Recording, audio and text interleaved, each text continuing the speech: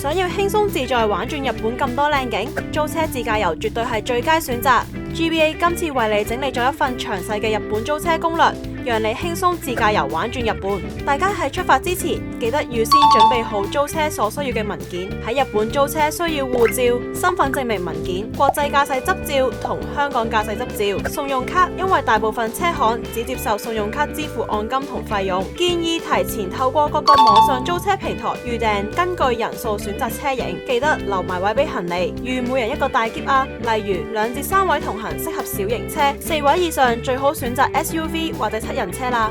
至於取車地點，選擇機場攞車就最方便啦。日本各大機場都有租車櫃台，車場大多設置喺機場周邊，行幾分鐘就可以輕鬆攞車。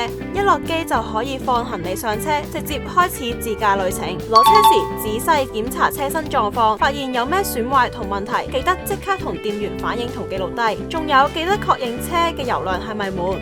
嚟到日本租車之外，仲可以租埋 ETC 卡喎，會更加方便㗎。ETC 卡記住要插喺特定嘅位置嗰度，就喺呢度啦。過收費站嘅時候就可以自動付款啦。建議大家一定要購買全保，避免萬一發生意外需要付上高額費用，保障自己。GBA 設有日本5大航點，快啲嚟預訂，開啟你嘅日本自駕之旅。